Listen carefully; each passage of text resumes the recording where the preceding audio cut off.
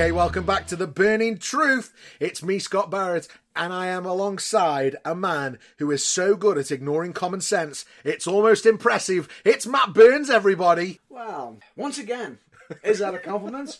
I don't know, or is that just you hazing me? It's just a bit of hazing, bit of gentle hazing. How are you, Matt? You had a good week? A bit of banter. Bit of bants. You had a good week? Yeah, it's been a good week. Been keeping myself busy, and you know, it's wrestling. Yeah, lots going on. Got plenty of wrestling going on lately. We've got more. Well, end of the month. We've got our United Wrestling next Saturday. I'm at TTW.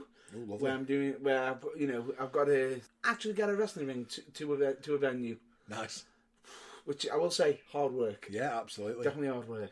But overall, it's always good. Yeah, well, if you think you've had a big week, I've been doing DIY at my house, so it looks like we'll be moving soon. So whilst we're in the process of doing that, boxing things up, and we've got valuers coming to the house, and I'm just tidying bits up and plasterboarding walls and... DIY? Destroy it yourself? Absolutely. I'm all about the demolition. Or as I don't call it do it yourself, I call bodge it myself. Bodge it myself. So, Love it. BIM, bodge it myself. That's what we're up to anyway. But yeah, this week, another massive week of wrestling. And I think we should start where we always start. Straight into the news! So just sit tight, don't blow a fuse, because now it's time for this week's news. Okay, so we got this week's news. We've got loads to go after, but I think the first thing we should probably talk about is the upcoming Netflix documentary. Oof. Where do we go with that? Because that's going to be either creating some controversy at some point with it, because with what's going on. Oh, it's definitely going to cause some controversy, and I think I'm actually really looking forward to giving it a watch, because so the Vince McMahon documentary was initially, it was his idea, yeah? Yeah. So he's the one who's put it into effect, and then obviously he's given them all access, and he's talked about everything apparently. And I mean everything. So we're talking steroid trials, we're talking Chris Benoit, he's literally he's got 600 hours worth of interviews of him.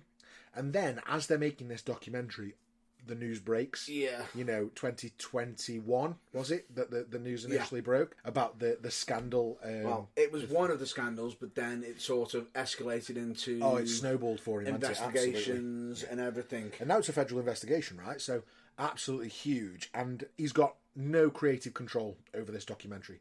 The WWE has not got any say, although they will be partnering with Netflix come January. They've got absolutely no creative control over this documentary. If you're a good documentary maker, you don't give anybody else creative control, right? Because it needs to be your vision. However, what comes out, Lord only knows what we're going to get. Now, from what I can tell, it's going to be a 6-part documentary on Netflix. If you can just find the date of release for us, Matt Burns. But why he does that, I think this is why it's so exciting, is because we're unsure at this point whether we're going to get it all dropped in one go, or whether it's going to be released over 6 weeks. But a 6-part documentary means we're probably going to get about 6 hours worth of content on Vince McMahon, which is, let's be fair, with everything that's going on in the world of professional wrestling at the moment, this is the biggest story, probably in the history of wrestling. Yeah. And we're going to get a 6-hour documentary on who is, in essence, I mean, forget the film The Greatest Showman, because it's a bunch of baloney. Vince McMahon is a modern day P.T. Barnum, and you only have to do your research to find that out. And I think this documentary is going to be really interesting, because this guy is, on one hand, an absolute genius who's turned professional wrestling into a mammoth, huge money-making enterprise, one of the biggest businesses in the world, right, on one hand. Yeah. And on the other hand, he's an absolutely despicable human being. And the date that you are after is the 25th. So the 25th of September is when that comes out. So that's 2 weeks on Wednesday. Yes. And that will be absolutely sensational. And I tell you what, I've already booked the day off, because what I'll be doing that day is watching the entire documentary. If it's all released in one day. Which is what I'm hoping for. Which Netflix usually does. Well, yeah, which we can. Netflix usually does that, which is why I think it's been put off more than once, because, well, we've got the controversy and everything, and they've had to make some alterations, but at the same time, I think they've actually... It's a bit of a tough one because at the same time, when it does get released, do they go all out and drop everything? But at the same time, if they do that, could that affect the whole deal that they did with WWE and Netflix? Could that affect it in some way? I think the documentary will focus on... I don't think it'll just focus on this. I think maybe the last couple of episodes will focus directly on the controversy of the last couple of years and the accusations towards Vince McMahon. But I think we're going to get everything. And I think we're going to get a really good look at the human being. I think you had glimpses over one of these past documentaries, one of these past ones. Okay. Which I believe it was done with WWE themselves. Yeah, so he had a bit more control over it. He had a bit more control of it, but even so, there was little cracks that they did reveal, little tidbits, which, because I've watched that, yeah, it's got me almost chomping at the bit for when this comes out, because there's a statement that was on the old documentary that Triple H says, you think Mr. McMahon is bad. Yeah, and that's it. I don't normally get excited over stuff like this, but I am genuinely excited for this documentary to be released and genuinely interested on the details. So let's move on in any case. Yeah. So second piece of news this week is Cody Rhodes and Fanatics being sued over trademark infringement. Whoopsie! Yeah. In case if anybody wants to know what that's all about, what's Cody Rhodes' nickname? Yeah, so this is about the nickname The American Nightmare. And the branding. Which is the same as a band in the US called American Nightmare, right? Yes. What it is, the band has got it on the logo names and everything, and certain trademarking. Yeah, so the two sides have got an agreement which allows Rhodes to use the name as long as it's clearly differentiated from the band, right? So name, likeness, and it's a wrestling reference. And the actual name, the American Nightmare, is so much. It's like a percentage shorter than, smaller than Cody Rhodes, instead of being the focal point. Yeah, so it needs to have Cody Rhodes with it to make sure people know. But the Cody Rhodes is more bigger. Yeah, so this lawsuit states that WWE sold merchandise with little or no reference of Rhodes or wrestling, which is causing confusion. And apparently this includes fans wearing Cody Rhodes t-shirts to the band's concerts, being tagged in social media posts about Cody Rhodes, things like that. Which straight away that just says, uh-oh. Yeah, I mean, a little bit. We'll see where this goes. I think they'll actually get that tidied up. I think the lawsuit's seeking something like $150,000 in damages or $300,000 in damages. It's chumps change, let's be fair. It is chump change for WWE, but I feel as though WWE could do something a bit more smarter than that. I think they just, I would go all out and try and buy the name. I don't think they'll do that. I think I can see WWE turning around and making it into a win-win situation here. I really do. How so? Get them work. Get them more work. If you think about it, if you start working with them, so then straight away they're paying them a bit of a reference, a bit of extra revenue, right, on top of it, just for the right. So they're actually getting more, so they end up with more money. Okay. Always thinking, Matt Burns. Always thinking. Well, it's just common sense. It's just. And the third piece of news this week that I want to pick up on is Drew McIntyre wants to wrestle Batista. He'd break him in half now. Yeah, probably. He'd break him in half. If you haven't seen the latest pictures of Batista, he is looking svelte. He's very slim currently. Yes. He's a very slim man. He's actually starting to look a bit like, because he's as slim as him, I think he's starting to look like a bald Jeff Goldblum. Genuinely. That could be the title of the episode, Bald Jeff Goldblum. So just not as crazy. Yeah, so this is because the film The Killer's Game's coming out, which features both Batista as the lead and then Drew McIntyre as well. And obviously trying to incorporate, obviously trying to advertise the movie and sell the movie. Drew McIntyre's come out and said he wishes he'd wrestled Batista, which has got all the wrestling sites talking, Batista versus Drew McIntyre, who would win? Listen, there's absolutely no way Batista's coming back to wrestle. He's lost about 100 pounds. He looks like a different bloke. He does, and he's already said he's already said in interviews he has considered it, but the difference is he's not going to, because when he left at the time, that's how he wants to leave. Yeah, so he left the perfect way as well. He got his choice of how to leave. Yeah. So And a lot of people don't get that. And I think No, he's they happy don't. with the way he went out. And yeah, he looks... I mean, if you think about Batista from when he played Drax, he looks like a completely different bloke now. It's really... Honestly, if you're at home or you're listening to this in the car, when you pull up Safe and Legal, have a look on your phone, type it in. Batista, Honestly. he looks like a different man. It's really interesting. It's shocking, but I feel as though it's interesting on how he's carrying himself. He looks really good. Yeah. So apparently he's cut out a lot of red meat, he's cut out a lot of protein, and he's gone plant-based, which is, good for him. Shall we move on to a review of this week's wrestling? Press your cough button, Matt Burns. Calm down. Shall we move on to a review of this week's wrestling? Yes, we shall, but we're doing it a bit differently this week, aren't we? So we're going to talk about WWE first? Yes, let's talk So about I'll talk about WWE. So I'll just give a quick rundown of a couple of shows, because, this week there was...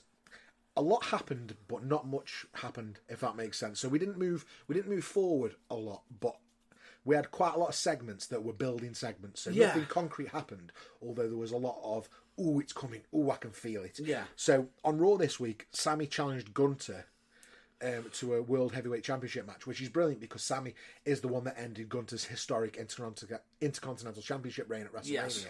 And was denied by Gunther.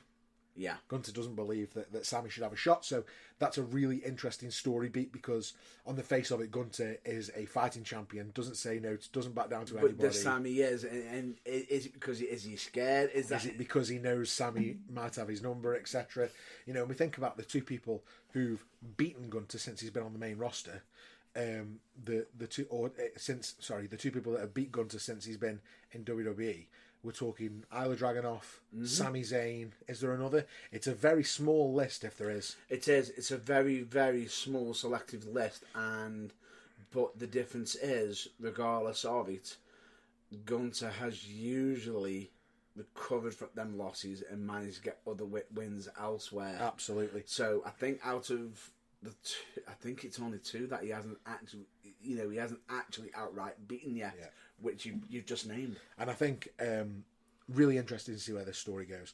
Secondly, on Raw this week, we had Alba Fire and Isla Dawn defeat Damage Control to become number one contenders against Belair and Cargill for the Tag Team Championships. Talked about Tag Team Championships and the added focus on them. Yep. Quite happy with that. Yes. I think Alba Fire and Isla Dawn, good team. Obviously doing great things. And the match against the Belair and Cargill at Bash in Berlin... It was good. Was good, yeah. I enjoyed it. Solid. Yeah, solid. So hopefully we get another cracker there. Dragunov advances in the Intercontinental number one contenders tournament. Good win there.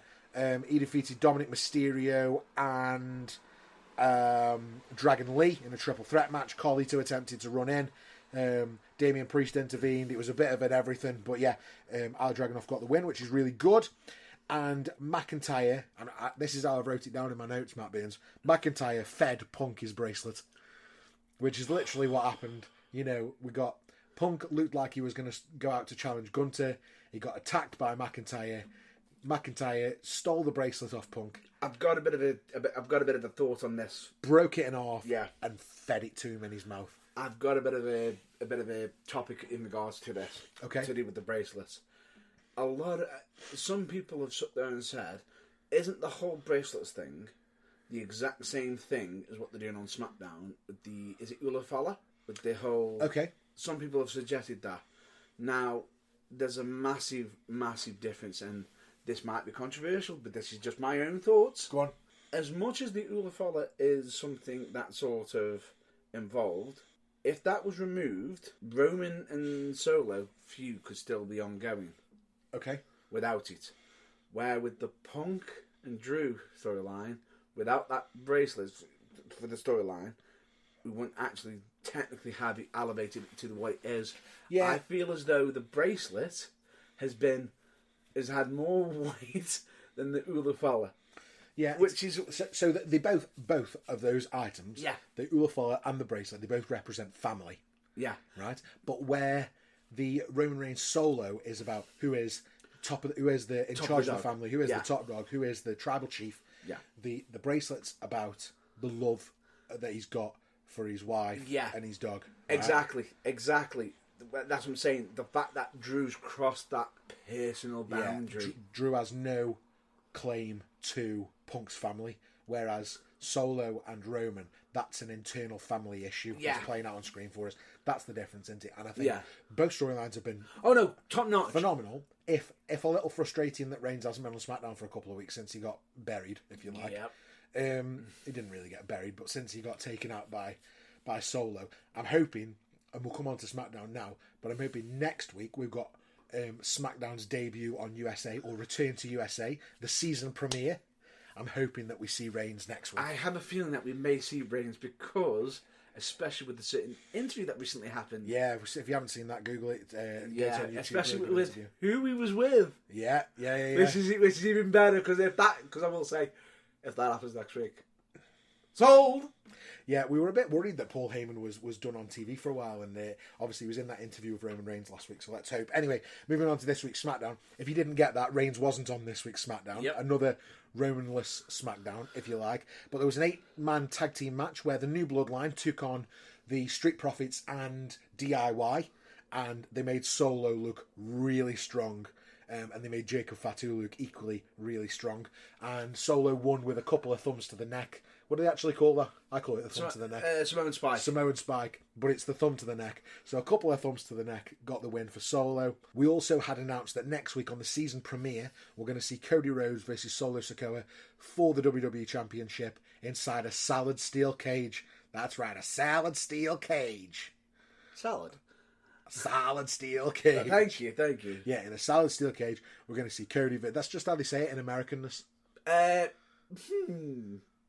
I'm about to say this. Yeah. That sounds familiar. Solid steel cage, yeah. No. The actual match. Cody versus Solo in a cage. Yeah. It sounds like a certain match that's recently happened on AEW. But we'll get to that later. Yeah, we can talk about that in a later. second. I don't think AEW have got the monopoly on cages. I think any. No. They haven't got the monopoly on cages. Let me finish my SmackDown review, Matt Burns, before you start talking about AEW. Oh, I'm not. I've got some good points and bad points for that. But we'll get to that. Giovanni Vinci returned to SmackDown this week and got beaten 7 seconds by Apollo Crews. I've heard that this has upset a few people in the back. Yeah, and I don't know why, because it's all story, right? I think it's for the fact of all the hype that they've been giving him, like the proper hype. Yeah, hype. Gets in 7 seconds. 7 seconds away. I get that, but 7 seconds made Daniel Bryan. Yeah. Right? So let's I'm actually agreeing with you. Yeah, let's let it play out. Let it breathe. Yeah, let's let the story play out, because actually, although Vinci has been hyped, and he could have come in and squashed a couple of jobbers, but he didn't. This gives him immediate story. But it's not just him immediate story. It's also bringing Apollo Crews back to the forefront as well, and giving him a story. So straight away, that's fitting more people and getting more work out. Absolutely. And that to me says, more please. Yeah, absolutely. And then my last thing for SmackDown this week, although there was loads more that happened in those fabulous 2 hours, but my last note this week was that LA Knight put down Andrade and Carmelo Hayes, both with BFTs. What has genuinely been a fantastic little rivalry of matches between Andrade and Carmelo Hayes, and I honestly thought whoever won probably should have got a WWE Championship match, but I'm really happy to interject him into the US title picture with LA Knight, because I'm not quite sure where Carmelo fits in the heel-face divide. Probably as a heel. And although Andrade's with the LWO, again, I'm not quite sure where he sits on the heel-face divide. And he's a little bit more facey. Yeah, but it wouldn't take anything for either of them to be heels or faces, would it? It doesn't. And when you've got him against LA Knight, they've both got that barrier to switch on a flip. Absolutely. Which straight away creates interest in television. But we know that Carmelo Hayes can produce banger after banger after banger. Pretty much. Andrade can produce banger after banger after banger. And LA Knight is on such a roll at the minute that I can see a triple threat match, or even whoever, if one of those two goes on to challenge LA Knight, whichever one it is, we're going to get another absolute banger. There is one more topic. Well, there is two things I wanted to address, and I've only just thought about it. Okay. Because one of them might actually be newsworthy, because I've only just thought of it. Yeah. For the life of me. The first one is back onto Raw. The fact that Bronson Reed wasn't there. Okay. I know why that was. Yeah. That was due to COVID. Yeah, okay. And I it was didn't know. such a shame.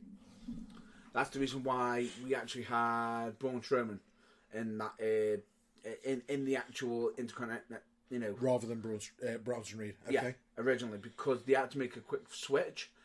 But has anybody noticed that a certain group has suddenly gone missing? New Day. Oh, yeah, this is because Odyssey... We should have talked about this in the news. That's what I'm Odyssey saying. Jones has been released, hasn't he? So he was released after... He's been released. Odyssey Jones has been released following allegations of domestic violence.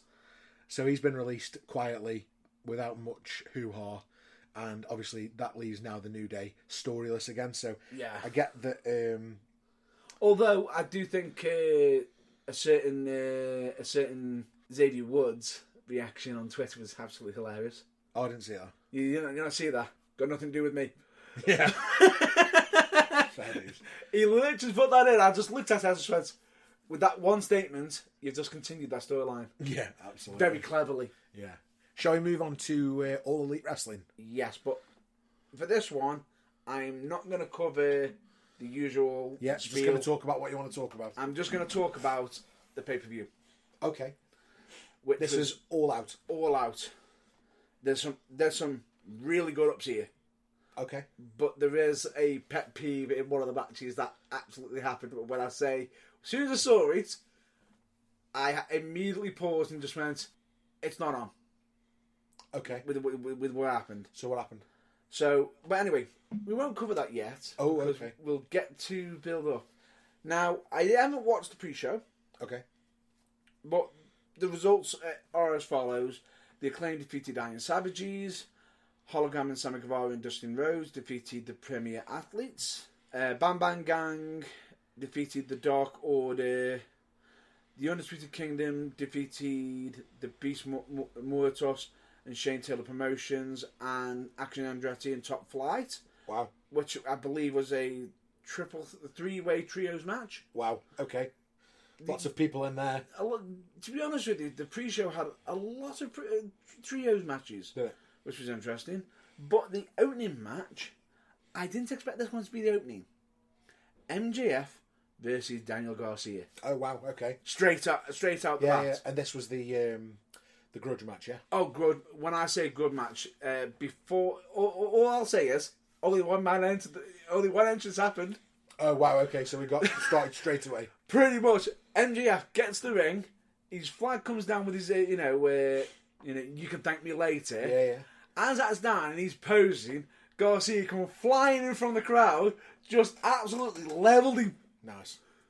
Instant starts. Referee's trying to fight him back. He's like, "No, I want to start this match." Because what was interesting with this, because you got Garcia with a head strap on his head, and you got MJF with a bit of his neck being, a bit of tape on it from the Tiger Driver that he took at All In. Now, this match was back and forth. What I thought was so good with this is the storytelling on this was absolutely epic, because what was interesting is you've heard of the things of being too focused on one thing. Yeah. Blinders. It happened. Oh, wow. Daniel Garcia was that focus. He could have gotten the win, Yeah. got the victory on MJF, but no. He wants to break his neck. Oh, wow. He was able to break his neck. Okay. Right? So what was the finish? The finish. Oh, that's cheap. It's cheap. Go on. Low blow Oh, from MJF. from MJF. The proper cheap shot, low blow. Gets the sneaky win. Boom. 1, 2, 3. Gets the hell out of there. He's like, yeah, I'm happy. I've got the win. Now shake my hand. Oh, wow. Right, he said that thinking, no. He's looking to try and make him force him to shake his hand. And as he shakes his hand, he goes for that second kick, doesn't he? One too many. Garcia made him pay. Oh, okay. Immediately. Well, I say immediately, he pretty much levels him, gets him set up on the top rope, and pile drives him off the top rope. And we're not talking tombstone. We're talking pile driver. proper pile driver. Straight off. I'm like, yeah, if he isn't getting medical treatment, I don't know what else. That sounds awesome. If he attempted it, that was sort of like the realm he was aiming for. He was trying to break his neck, but he sort of got a bit, he might have lost the battle, but he might have put that little pin Yeah. in, which was nice. Young Bucks versus the Blackpool Combat Club. Yuta and Claudio. Yeah. That match. Please repeat. Really? I don't rate the Bucks a lot of the time. It's not because of the Bucks. Oh, right, okay. It's not because of the Bucks. Claudio was an absolute beast. Was he? He was an absolute beast. And when I say it looked like one, I think it was either Matt or one of the Young Bucks was going to do like a high flying maneuver on Wheeler Yuta. Yeah. On the top rope while he's sitting there. Claudio stops him, jumping up, European uppercutting him. Oof. So he's almost behind, Wheeler on the top turnbuckle. Claudio climbs up and suplexes one of them over Yuta, who's sitting on the top turnbuckle. Really? Yeah. Mint then, yeah. Oh yeah. Okay. Definitely. This, I've got to say, was solely Claudio. Was it? Oh, definitely. So, but bit of a cheap win for the Bucks with a successful defense. Yeah. It was really clever how they did it. It looked like they went for the double team finisher for the Blackpool Combat Club for the knees to come up. Boom, grab the pin, while the other one grabs Claudio, stopping from getting the break up. It was a nice little. So they're still the tag champs. That was for the tag titles, Yes. was it? Yeah. Okay. So Young Bucks still tag champs. Yes. Next match, phenomenal. It is for the AEW International Championship. Will Ospreay versus Pac. Oh right, yeah. Neville. This is Pac. Yeah. Take my money, any day. Was it good? Very good. And I know a lot of people can sit there and say they do all flippy D's and flippy do's. Yeah. I'm okay with that if it's good. It made sense. Yeah. It made sense how they did certain things. And at one point, just when you think he's going to hit like a cheeky Nando's, as he comes running in, you got Pac, who's got the balance, just boot him in the face just before he hits him with it. Yeah. It was counter after counter after counter. And the fact is, when you're getting sequences where it looks like one's about to counter the other, from out of nowhere, we get a variation of a satellite DDT from out of nowhere, and it was like, where did that come from? Yeah. And So who won that one? it was Will Ospreay. And what was the finish? The finish was Tiger Driver. Tiger Driver, baby. Nails him with it. The next match, there was some hype for it and everything. This did annoy me. Okay, what's this? This was the Chicago Street Fight. Chris Statlander versus Willow Nightingale. Okay. I feel as though the finish of the match, if they really... I can see what they're trying to do. They're trying to establish Chris Statlander as a force to be reckoned with. Yeah.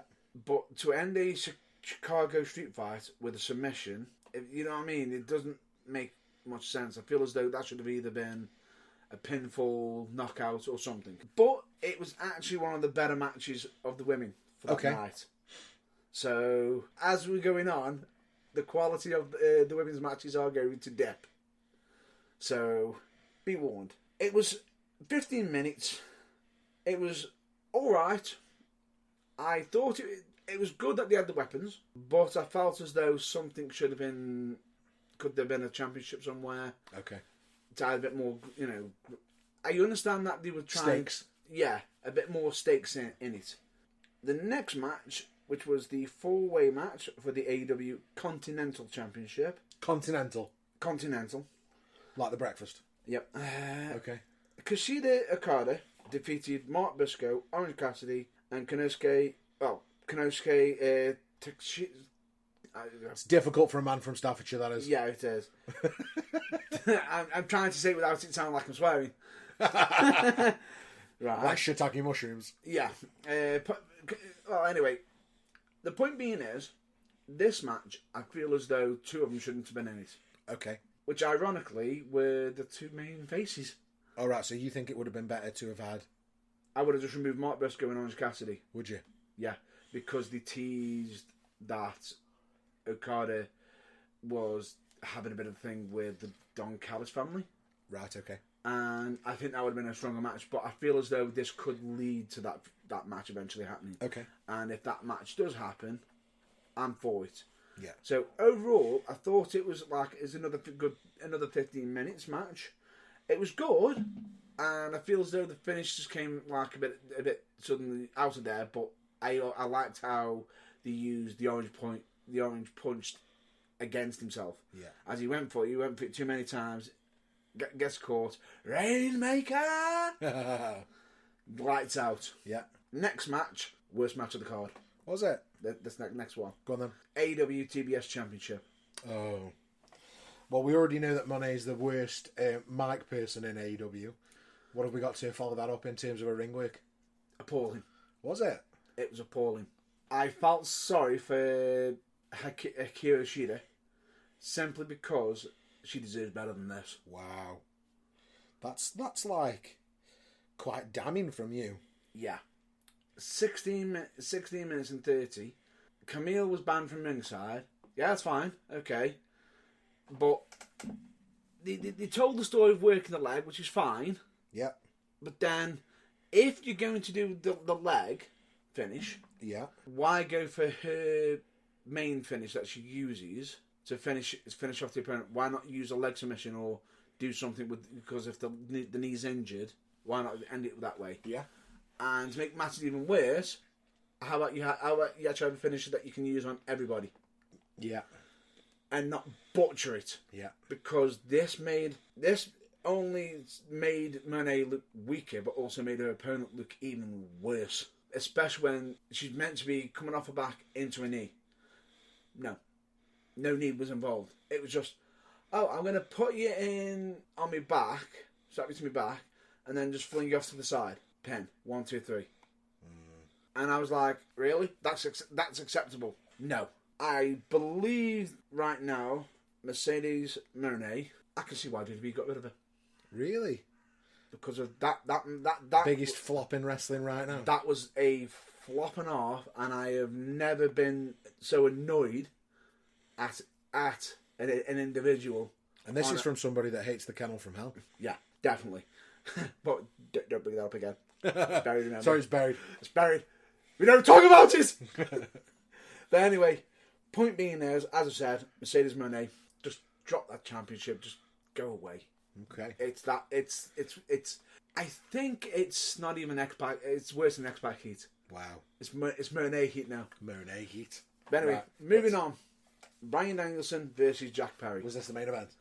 No. Oh, okay. Carry on then. This is like the pre-main event. Okay. This is the official sanctioned main event. Oh, okay. Yeah, because we had... yeah, okay. Yeah, we'll get Continue, to that. yeah.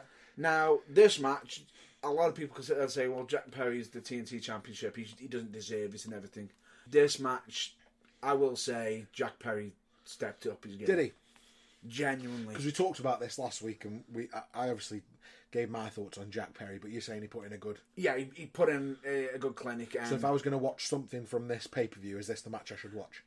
This is one of them. Okay. But it's also got a pet peeve in this match as well. Okay, go on then. Let's hear it. Because the match was back and forth. Yeah. Roll-ups, sneak-ups and everything. Yeah. Little tip for the referee. If you're counting, make sure you're counting and not trying to assist the wrestler when they're meant to be kicking out on the third count. Okay. Right in front of the camera. So it was difficult then. It didn't quite look right. Didn't look right. You don't even have to be a fan to know that the referee assisted. Should I look for this for Botchamania this week? That will be on Botchamania. Yeah. There's no... Shout out to Botchamania. Oh, definitely. You're welcome, Matthew.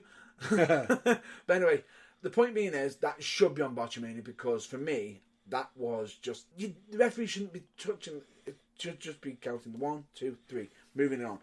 But the match itself, solid as a rock, showed that Jack Perry could also do some technical wrestling with Bryan Danielson. Yeah, and I'm sure he made him look 10,000 times better than he actually is. Although I do think a few of the shots he did on Bryan might have been a bit more stiffer than we thought because some of the kicks that came back. Yeah, you got to stick him in, man. Oh no, when I say stick him in, I was like, he's going to be feeling that tomorrow. But, end of it, Bryan Danielson gets to win. Happy days. Happy days. So then we got the main event. Not quite. Okay. We've got to cover a controversial bit now. Oh, right, so we've got some shenanigans after the match. After the match, okay, we had the Elite come in. Yeah. Right? And try to, The Jacksons. beat down and everything. But they got run off from Claudia and Yuta. Okay. So that was great. End of the match, we've got Perry in the corner who's barely breathing, and out of nowhere, Killswitch comes running in and levels Bryan Danielson. Killswitch is Former Luchasaurus. Oh right, yeah. Former Jungle Boy's friend. Yeah. And just when you think, is this going to be a reunion? No, Christian Cage music hits. Oh wow, okay. As he's coming down, because he's got a contract for, a bit like the Money in the Bank. Okay, yeah. So he's got a cash-in contract. Yeah. He's looking like he's about to, because he opts out, he looks like he's about to walk in to fully come face to face with somebody else. Moxley. Oh, wow, okay. So what's Moxley doing out there? He's just sitting there staring at Christian Cage. He's like, it looks like he's about to come walking up to finish, take out Moxley. For Claudio, Yuta, and Pac come over the guardrail and step right next to him, and you see Christian Cage with the patriarchy. You go, okay. So they retreated because of Moxley and the Blackpool Combat Club plus Pac. Yes. Okay. Bryan smiling, laughing. They get in the ring. There's all hugs and everything. You sit there thinking, okay. So Bryan Danielson. Where's the controversy? Moxley. Yeah. What? I don't get it. Out of nowhere, European uppercut. Claudio. From Claudio. Oh, no way. Straight to Bryan. Okay, so they turned on him then. Not all of them. Oh, okay. Go on, explain. As he hits the European uppercut on Bryan, Pac is holding Yuta as if restraining him. Right. This is the controversial bit. Moxley. Why? What happened? Pulls something out of his pocket. Oh, God. A plastic bag. No. Over his head? Straight over his head. Oh, my God. Do not try this at home. Yeah, and it really was. You know it's bad when the crowd are chanting, "This is murder." That's madness. And you can see, at one point, I actually looked, I was a bit concerned, because I'm like, you can see That's a bit far, that is. Yeah. This is why I don't let my kids watch AEW. No. This is a point I'm going to make, because immediately in this match, JR was calling it. Oh, he was there. Yeah.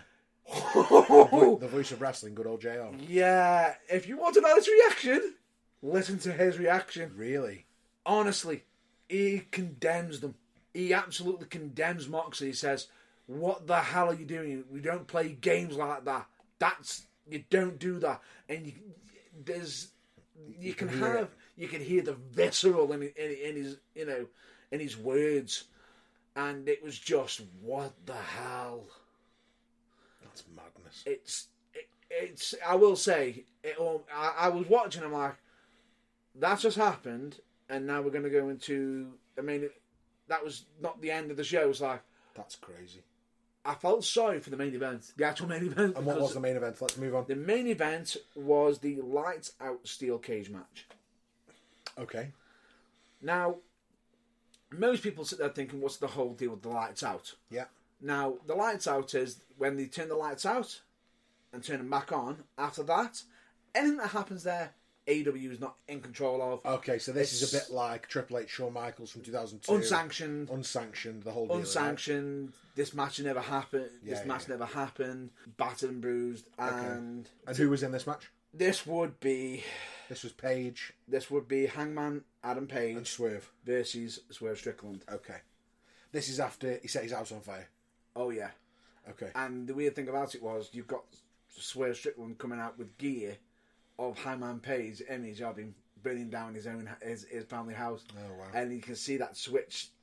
Let's say this. Immediately before even the cage even lowers, Swerve straight onto him. Oh, right, okay. Immediately. The cage is lowering, and this to me shows how much of a feud they're having. Both of them were willing to have the cage close on their heads to shut. Prince Nana had to shove them both in quickly just for it closed on them. Wow. It's like, whoa! It's like, whoa, what the hell? It's like, what the hell? But the finish of the match can only end in either knockout, I believe it's pinfall or submission. Yeah. This was a mess. It was violent. Okay. Because before, as they were loading the cage, Prince Nana was throwing in tools of the trade, tables, everything. We got barbed wire thrown in. I will say, I have never seen barbed wire used that way. Our mutual friend Kev would have loved this, yeah. Oh, definitely. He used it in a way on the cage, in a unique way, because he put it through sort of like he fed it through. But it was quite clever, because if you watched it, it was still safe as, maybe, mildly safe. Okay. Although I did question when the cinder block did come into play. Because at first, do you know how when you see a cinder block in wrestling, you sort of think, oh, it's just going to break away. It's made of sand. It's made of sand. There's one wasn't. Ooh. Because there was a move that, I will say, fair play to Swerve to land Adam Page the way he did without killing him. Yeah. But there was a bit of a scrape on his back and you can see it. But, end of the match, Hangman Adam Page comes away with the victory. Really? By a knockout. Nice. So, literally, lights out. Lights out, knocked out, and that was the end of the show, right? That was the end of the show. Fantastic. That was a really comprehensive update on all things WWE and AEW. I think we should probably take a little break. Pretty much. I agree with that. Buried alive, always say goodbye. Things we can't stand not today. Locked and gone in the ground, never to make another sound. It's buried alive. And now, ladies and gentlemen, welcome to Buried Alive. Buried Alive. Buried Alive. Which, straight away, as we all know, this is the wrestling's version of Room 101. Yeah, so we're going to take one thing from wrestling and we're going to decide whether it deserves to stay in existence or whether we should bury it alive to never see the light of day again. Correct. And I will say, we have received a few interesting, nominations, topics. topics. And I think if we go back and think about what we've already buried, so we've buried the Road Dogg and Big Boss Man feud. Al Snow. Oh, sorry, Al Snow feud, which was the ended in the Kennel from Hell match. We've buried that forever. Yeah, it's buried now. It's gone. We talked about the Prime Hydration Station. We didn't bury that. And last week we talked about... Although there is still time. Yeah, we may still bury that. And then last week we didn't bury, if you remember, Backstage Brawls. We had backstage brawls, but then we also had the dreaded Katie Vick. Oh, okay. We rebooked Katie. No, we didn't. No, we didn't rebook it. We buried it. We buried Katie Vick last week. Correct. Finally put it to rest. Yeah, the week before was the backstage brawls. Yes, absolutely. Okay. Well, this time, Matt Burns, we have another nomination. We've had loads come in this week. Thank you for getting in touch. Keep sending them, and the ones that we've already got, we'll add to the collection because we will get to them eventually. We have some really good ones this week. Yeah, we have. Some of them we can't do quite now because we've got to wait for certain things to happen. Well, we can only do one a week, so let's have a go at this one. And I think this one that you've picked, solid. Yeah, and I think this week what we want to talk about and decide whether we should bury it alive, and thank you for your comment, is third tier championships. So, what do we mean first by third tier championships? Here's what I think. I think we mean the Continental Championship in AEW, the European Championship in the WWF, the television title in WCW. These are the third tier tertiary championships in wrestling. Yeah. How do we feel? Because my instinct straight away, Matt Burns, and I'll be really honest with you, is these should go in the bin. Nope. Automatically no. Okay, show your work. The reason why, straight off, we would, British Bulldog versus Shawn Michaels. Okay. I believe, if I'm not mistaken, it's, D'Lo Brown, some of his stuff. Kurt being the first ever, what was it? I'm just trying to think. Eurocontinental. That was D'Lo Brown. What? That was D'Lo Brown. Of course it was. That's why I mentioned his name first, but mixed with Kurt Angle. But the fact is, I feel as though it needs to have it. And at the same time, do we classify the International Championship with that as well? Maybe. Probably. Because the TNT title would be the... should be the mid-tier. Like the next title down. Should be. Should. Is it? I'm not sure. But at the moment, I feel as though the TNT could be now the third tier almost. Which, at the moment, it hasn't been much defended lately. So... It's questionable, but that at the moment it's registered as the second tier. But the International Championship was classified as a third tier championship, but I don't think it is because of the level that Ospreay and everybody has been elevating it. But the Continental, yeah. I can see why... Well, let's talk about the Continental as the third tier for AEW then. Yeah. I don't think WWE have got one currently. No, they don't.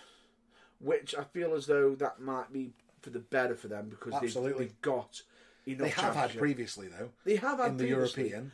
But bear in mind, this was when they had everybody fighting for three tier championships, instead of it being multiple championships across multiple shows. Yeah, which is interesting to say the least.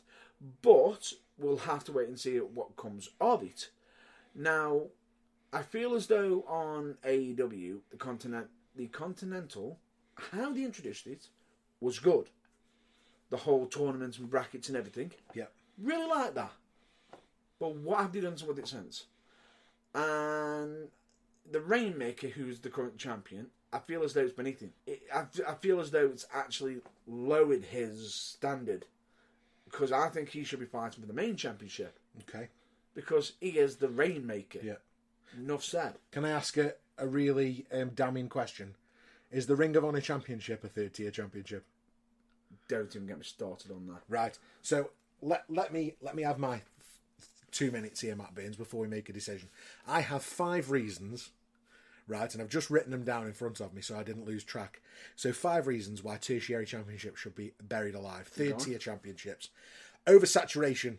The titles, it dilutes the prestige of other championships, right? So if you've got so many titles, it's hard for anyone to care about any titles. If everyone's a champion, no one's the champion. Yeah, right? I agree with that. Number 2, lack of storyline. So we talked about before that the match in AEW at All Out, I forget which one, the ladies' match, would have been better with a championship on the line. Yes, that was All Out. Okay, at All Out, yeah, would have been better with a championship on the line. But I think sometimes having those third level championships, or we're having a match because it's for the championship, it's lazy creative, because what could be happening instead of a third tier championship, for example, right, Dominic and Damian Priest could be fighting over a third tier championship right now, but they're not. Yeah. They're fighting over a personal issue, which is better storytelling and it's better for the fan. Hold that thought, right? That is lack of stakes. Right. Okay. So I think getting rid of a championship helps with better personal rivalry. Okay, but let's just point out that on the whole AEW All Out event, where was the AEW World, Women's World Champion?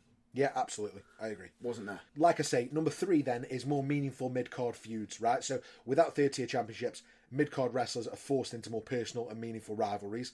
Right. Number 4, streamlining viewer focus. So that's how I've almost quantified it. But what I mean is, too many championships can be confusing and overwhelming. So streamlining the number of belts makes it easier for the fans to follow as well. So they will follow a certain number of champions. So they know that the champions are, Cody Rhodes. If they watch SmackDown, they know the champions are Cody Rhodes, LA Knight, and the Bloodline of the tag champs. And it's the women's champion. I'm sitting here, and the more he's talking... I've got one more, number 5. I always sell it to you, Matt Before Burns. you even got to number 5, my brain's already arguing with itself. Number 5, right, and I'm gonna lay this one on you. Is this going to be the nail in the coffin? This is the nail in the coffin. It's historical precedent, right, is what I've written down.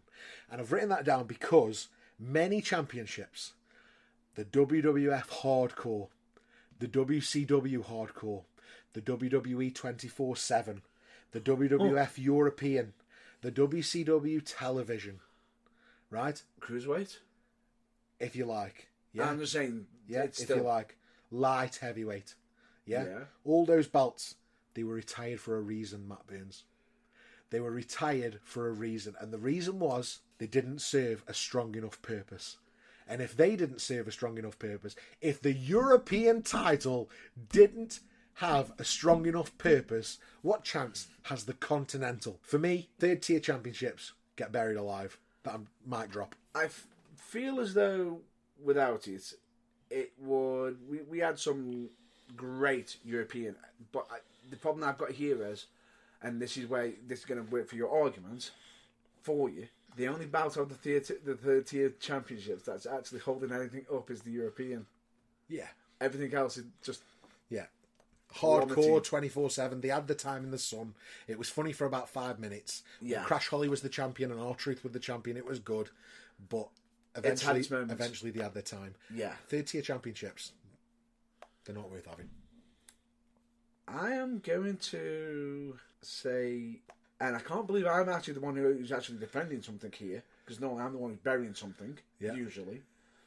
But I've got to accept defeat. Yes. And say third tier championships to be buried alive. Buried alive. I can't tell you how happy that makes me. Hold on. Let me get my shovel.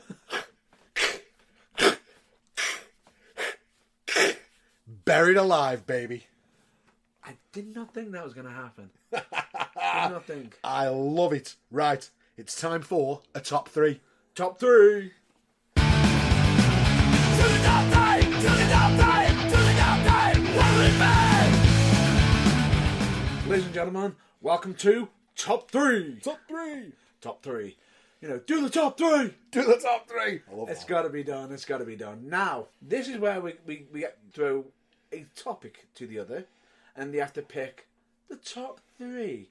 Although, I will say, we do get the occasional top 3 suggestions, which, once again, Thank you very thanks much. very much for it. But we are going to save that in the bank, ready for a future episode. But don't worry, they will get mentioned, and we will We will get to them, we absolutely. will get to them. It's just that list is getting longer and longer. Yeah. But I've got a top 3 that I've been wanting to know from yourself, Scott. Okay. Which is, what are your top 3 wrestling documentaries? Oh, I love that because we've just been talking about the Vince McMahon one. Exactly. And I already know that Vince McMahon one's going to become my favourite documentary. But let's have a think. So, first of all, some honourable mentions. Dark Side of the Ring, the series. Yeah. Love Dark Side of the Ring. But it's not in my top 3 because how could you just pick... No, because it's weird because it's a series. Yeah, it's a but it's not an series. actual proper document. It's a docu-series. Yeah, it's a not a docu-series. documentary. The first one that jumps out at me, and I'm gonna hold on to it actually because that's going to be number 2. Number 3 is probably quite obvious. My number 3 top documentary is The Rise and Fall of ECW. Oh. Yeah, very good DVD. DVD that launched 2 pay-per-views and then an entire brand of WWE when they bought ECW back. Yeah. The Rise and Fall of ECW. No, I can agree with you on that one because it's a good shout out. It's a fabulous watch. As much as you can watch it on the streaming services, I feel as though watching it on the DVD with the extras is even better. Yeah, I had mine on DVD when it first came out. And the pressure cough button, Matt Burns. And he's just raised his fists to me. The Rise and Fall of ECW is a really good watch, and it's a classic, but it's obvious, but it's obvious for a reason because it's so good. But at the same time, it also points out as much as it did fall, it could have fallen a lot worse. Absolutely. So yeah, that's my number 3. My number 2 was the first one that jumped into my head when I thought about this list. The first thing that popped in my head was another Rise and Fall. It was the Rise and Fall of WCW. And do you know what? I love this one. And it came out too late. If it had come out much sooner, it'd have been even better. Yeah, I know what you mean. By the time it came out, there wasn't really anything about WCW being mentioned at the time. The only question is when would have been the perfect time? Yeah, and about 5 years earlier than it did, I think. Yeah. That's what it was. But it was still a really, really good documentary. Or, if, at the very least, they could have revived something from it a little bit, maybe. Who knows? Yeah, and I thought about some others. So, is that I did watch one briefly. Cannot Kill David Arquette, really good. Monday Night War, really good. My least favourite documentary, if you want that, is Hitman Hart, Wrestling with Shadows. It's my least favourite documentary. I'm not a big fan of that one. Although, nowadays, I feel as though was that part of pushing an angle? But we'll get to that later. Yeah. My favourite wrestling documentary was a DVD set. Ooh. And it was Nature Boy Ric Flair. And it was the one that came out around 2003, 2004. Just before he retired. Yeah. And on the set it had the aftermath of the Triple H Ric Flair match on Raw. that they had when Ric Flair was Triple H's manager, but he got one more shot at the title. And he took it seriously, and the whole everybody comes out after the show and congratulates him, and they put the belt on him and they celebrate him, and it was really, really good. So probably my number one, although it could have been loads of them, I think it's probably that Ric Flair one, just because I remember I've watched it 3 or 4 times. I love it that much. It's a really good watch, that is. Yeah. So, but it's really difficult because the rise and fall of WCW is equally as good. It is good, but I've got a few suggestions myself. Okay, go on. I'm really interested. They're my 3 anyway. No. Top picks, but these are just honourable mentions. Yeah. Jake the Snake Roberts. Oh, yeah. So I meant to talk about that one. So that is, what's that called? The Resurrection of Jake the Snake. Yeah. Yeah, that's brilliant. Fair dues. That's number 4. Yeah, I had a feeling that would be somewhere in the top tier. Yeah, it's really good. That is. I can't put it above Rise and Fall of ECW or WCW, and that Ric Flair one just speaks to me. But Jake the Snake's is really good. Fair dues. And one of them I actually own. Okay. The Road Warriors. Oh wow! Okay, I didn't even think of that. That's a really good one because they actually cover the earlier days all the way up to when Hawk left, sort of passed on, and it's done in such a nice and loving way. Yeah, they could have ended it on a bit of a sour note to some degree, but at the same time, they didn't. Yeah. They actually did it really nice. It was if you don't get a tear, you got to be a monster. Because it actually shows a bit of the change that Hawk went through. Wow. Because one of the storylines that they did with the Road Warriors, where they implied that he was drinking, you don't know how real that was. Yeah, and really distasteful as well. It was distasteful, but at the same time, luckily enough, that had already passed. Yeah. It wasn't during. And after he got himself cleaned up, he was doing a lot of things for other people, almost sort of like you knew, sort of thing. But great, 2 great shouts there, Jake the Snake, Road Warriors. But my top 3: ECW, WCW, and Nature Boy Ric Flair. Shall we?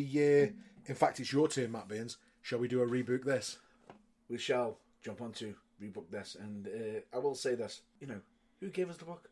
Who trusted these guys with the book? It's rebook this. Larry Scott, it's rebook this. Take a shot, it's rebook this. Rebook this.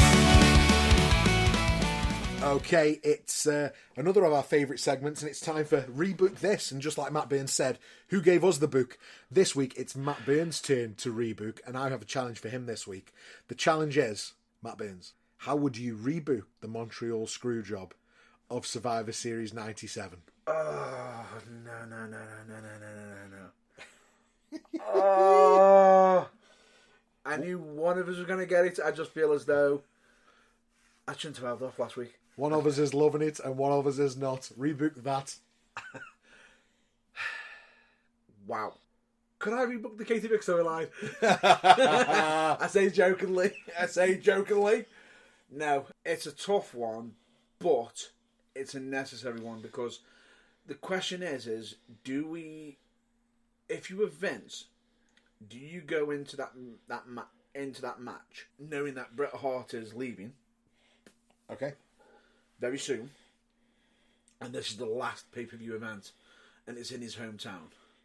Yes, I sort of agree the fact that he might have had certain agreements with Bret. Mm-hmm.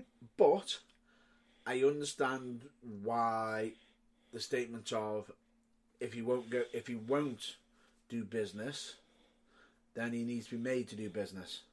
That's where I feel as though that could have come into play. But okay. At the same time, without the Montreal Screwjob the way it is, do we get the whole Mr. McMahon? Oh, it's true. It's true.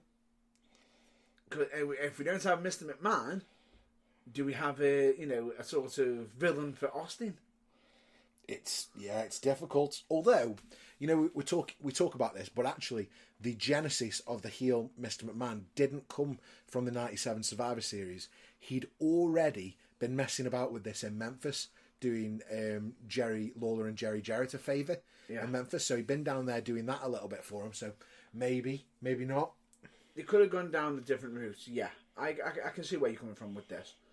Maybe we'd have still got that heel McMahon. Maybe we wouldn't. I don't know. Nobody can say for sure. But they wouldn't have had the whole infamous Brett screwed Brett line, which cemented the myth of McMahon. Yeah. Now, I'm stuck between do we let the controversy happen still?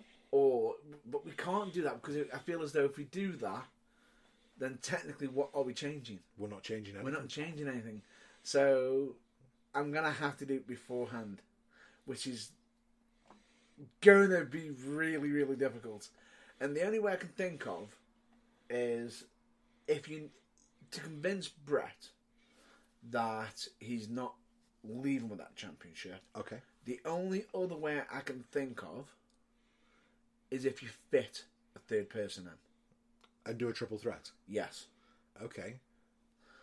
And to make sure it's all fair and above board, it's tough because whoever's going to be fitted in that third place is either got most likely to take the loss or is going to be taking the... And, it's either Sean eating the dirt or the third person's eating the dirt. Yeah.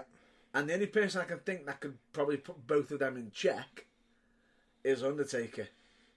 Okay. So, at the 1997 Survivor Series, I think The Undertaker was in a singles match against Mankind. Oh, no! I'm almost sure. Don't tell me that's the Boiler Room one. I believe it was Mankind. Or do we make it a fatal four-way? I mean, it would fit. Because Mankind could take the loss. You know what? Oh no, the Boiler Room Brawl was SummerSlam. Was it SummerSlam? Yeah, Survivor Series was just a singles match. Singles match. Right. I would deliberately shifted that match, The Undertaker and Mankind, into a fatal four-way. So then, at the very least, either way... So you're changing it to Shawn versus Brett versus Undertaker versus Mankind? Yes. Okay. The reason being is we could still get the feud between Taker and Mankind. Kane can get involved potentially. Kane can get involved potentially, sort of costing matches somewhere. And at the same time, you've also got the fact that Brett doesn't necessarily have to take the pin in his own country. And we could still have Shawn leaving with that championship, but only by the skin of his teeth. Okay, yeah, that makes sense. That's the only way I can think of it, but what do we do for the aftermath? The only way I can think of doing this is if Vince drops that bombshell on the night. What bombshell? That he drops the change. Oh, right, so he becomes the heel by announcing that it's a four-way. Yeah. That Bret Hart's got no chance in hell. Pretty much. With the Canadian crowd. With the Canadian crowd. It's difficult because Bret Hart was the heel in... Was he the heel in the US? He was heel in the US, but he was... So on TV, Vince comes across as a babyface, but a heel in Canada. Yes, but at the same time, he could even turn around and say, when you lose the championship, you're gone. Oh, okay, yeah. So you would have almost made it that if Bret loses the championship, he has to leave WWF. Okay, yeah. That's the only way I can think of. And it's a fatal four-way. And it's a fatal four-way, which is not the easiest of matches. So would you have done something to have built that up a couple of weeks before or a week before? Yes, I would have. What I would have done is, because we got the fact that Bret was spitting at Vince, already arguing with Vince. Yeah. I would have escalated that a bit more and sort of had him be a bit more, even more hands-on on Vince. Sort of saying, I know you're in charge secretly. You're sitting there behind that desk. So straight away, it's sort of blurring that line. That's where I think that's the only way I can think of doing it. Yeah. And technically, we still get a screw job, just in a different way. Yeah, it's a worked screw job. It's a work screw job, not a... I mean, who's to say Montreal wasn't to work anyway? Some say it is, some say it isn't. Right. But that's the only way I can think of doing it. That's it. So that is Matt Burns' Rebooked Montreal. Well, that's a wrap for this week's episode of The Burning Truth Live. Thanks so much for joining us today. Hope you've had as much fun listening as we've had recording. If you want to keep the conversation going, you can find us on Twitter at TBT Live UK, Instagram at The Burning Truth, Facebook at The Burning Truth, and YouTube at The Burning Truth 251. Got any questions or ideas, you can drop us an email at info@theburningtruthuk.com. Don't forget to subscribe and leave us a review wherever you're listening. It'll really help the algorithm and spread the word. And please check out the website, theburningtruthuk.com, for more updates. So with that, all we can say is, until next time, stay positive, keep enjoying wrestling, and we will catch you on the next episode of The Burning Truth Live. Excelsior!